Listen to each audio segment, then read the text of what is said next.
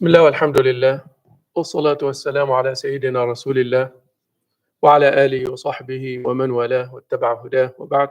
فاللهم أخرجنا من ظلمات الوهم وأكرمنا بنور الفهم وافتح علينا بمعرفة العلم وحسن أخلاقنا بالحلم اللهم آمين.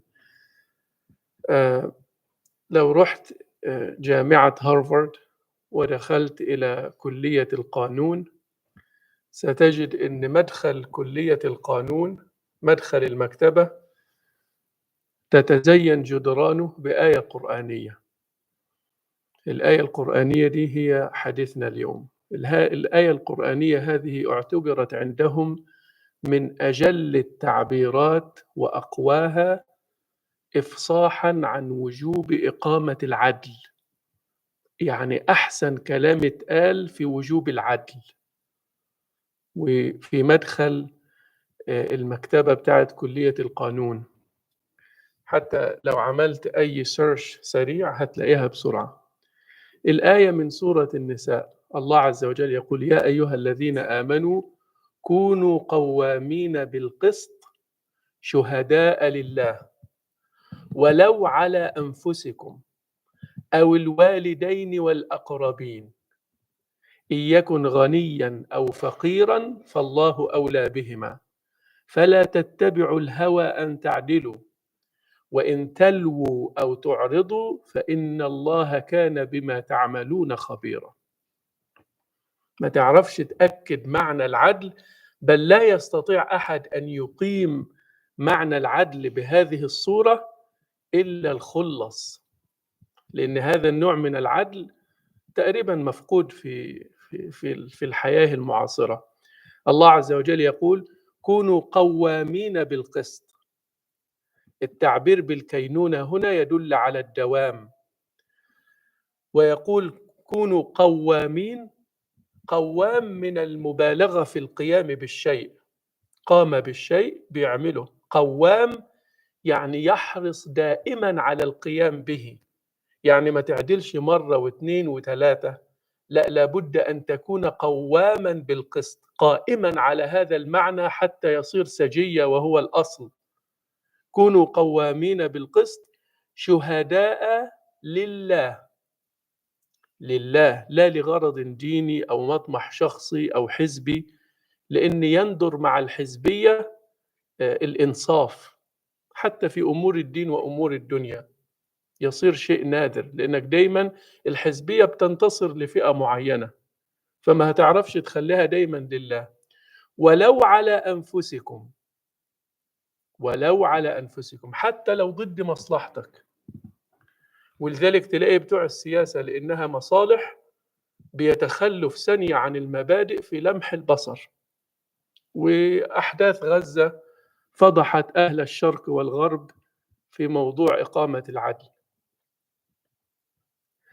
ولو على أنفسكم أو الوالدين والأقربين إن يكن غنيا أو فقيرا، اللي هو مين؟ المشهود عليه. يعني بيقول لك قول كلمة الحق واعدل وما تخافش، حتى لو اللي مشهود عليه كان غني أو فقير فالله أولى بهما، لأن ممكن لو غني ما تشهدش لأن لك منفعة مصلحة عنده، وممكن لو فقير تشفق عليه، فربنا بيقول لك لا، قول الحق سواء المشهود عليه كان غني أو فقير. غني أو فقير فالله أولى بهما، يعني الله أعلم بمصالح الناس وأرحم بهم منك. فلا تتبعوا الهوى أن تعدلوا، يعني لا تميلوا مع هوى النفس والشهوات لئلا تتركوا العدل. وإن تلووا أو تعرضوا، يعني تحرفوا في الشهادة. وإن تلووا بتحرف في الشهادة وتقيمها على غير وجهها، أو تعرضوا رأسا، يعني ترفض أن تدلي بشهادتك لإقامة الحق، فإن الله كان بما تعملون خبيرا. خبيرا بإيه؟ بخفايا النفوس. وهذا تهديد واضح. ولذلك تشبه هذه الآية اللي من سورة المائدة: يا أيها الذين آمنوا كونوا قوامين لله شهداء بالقسط ولا يجرمنكم شنآن قوم على ألا تعدلوا. يعني احذر أن تجعل عداوتك لفئة من الناس مانعا من إقامة العدل. يعني اعدل حتى لو مع عدوك، حتى لو مع إنسان بتكرهه. ولا يجرمنكم شنآن قوم على ألا تعدلوا اعدلوا. ثم ربط هذا العدل بالتقوى، هو أقرب للتقوى، وكرر الأمر ثانيا: واتقوا الله إن الله خبير بما تعملون. ربما لا تجد قيمة تم التركيز عليها بمثل هذه المؤكدات أكثر من قيمة العدل، لأن بالعدل قامت السماوات والأرض. وخلينا نقف عند هذا الحد يعني حتى لا يتفرع الموضوع، والله تعالى أعلى وأعلم. الله. The Khaterah for this morning is still a continuation of our discussions on the ayat starting with Ya ayyuha alladhina amanu. The ayah we'll be discussing today, you can easily find in the entrance to the library of the law school in Harvard University. If you go to Harvard Law School, the library, in the entrance, you will see the walls decorated with this ayah. Why did they pick this ayah?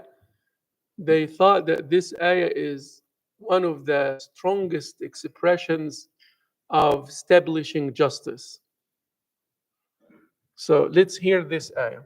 Allah subhanahu wa ta'ala says, O you who believe, be ever champions of justice, giving complete and accurate testimony for the sake of Allah, even against yourselves or parents or closest family, whether the defendant be a rich man or poor.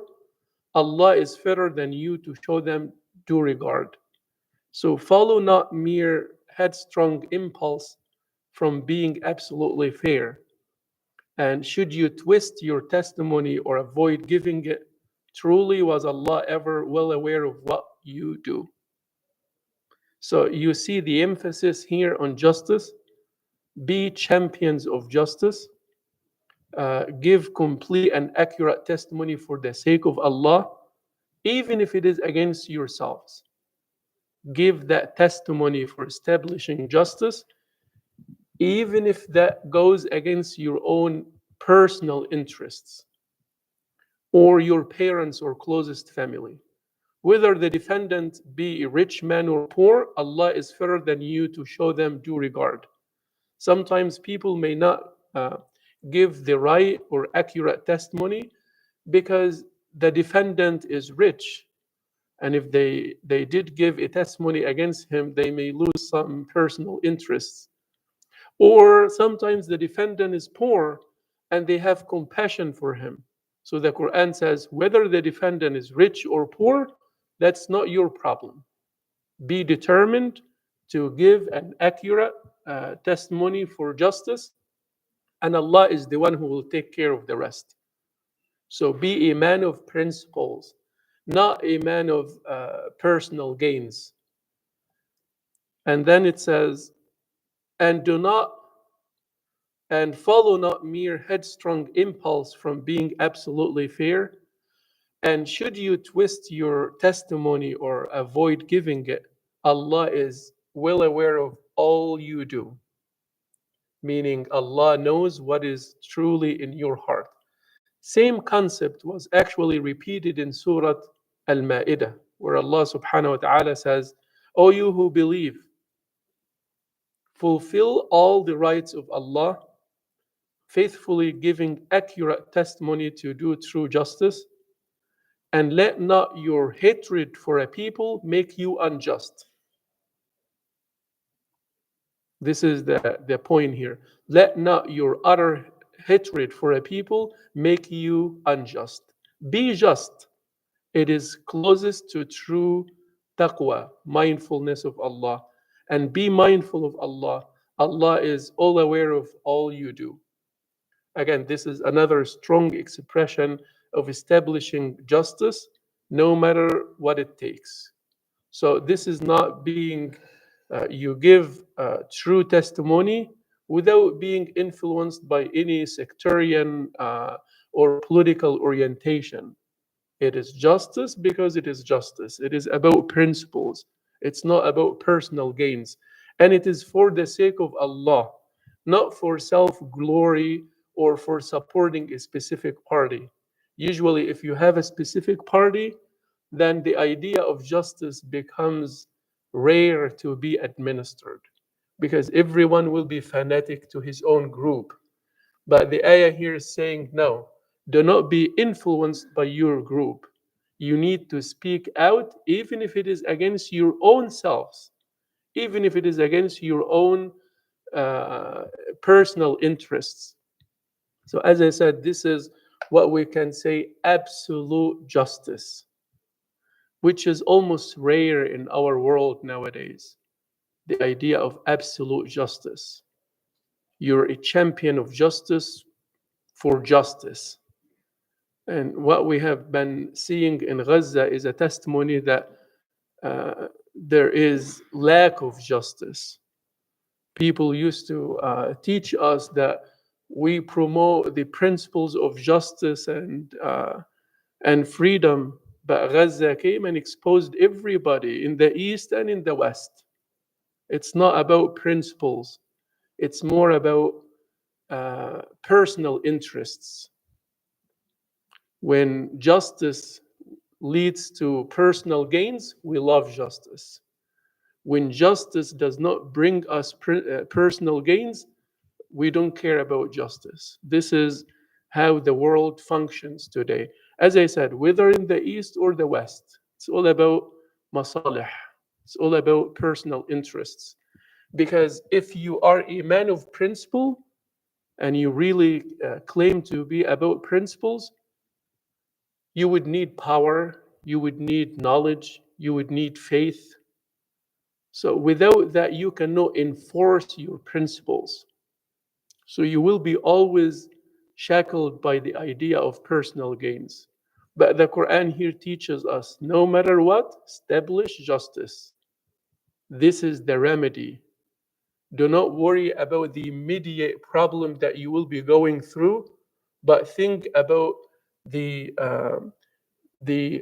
eventual outcome of these values. So again, as I said, you cannot find a stronger expression of justice than this. Let me repeat this ayah. As I said, it comes from Surah An-Nisa, chapter 4, verse 135.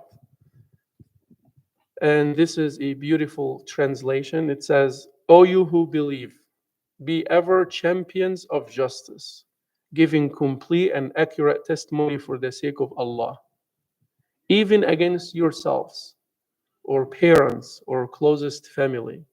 Whether the defendant be a rich man or poor, Allah is fairer than you to show them due regard. So follow not mere headstrong impulse from being absolutely fair. And should you twist your testimony or avoid giving it, truly was Allah ever well aware of all you do. Wallahu ta'ala a'la wa a'lam.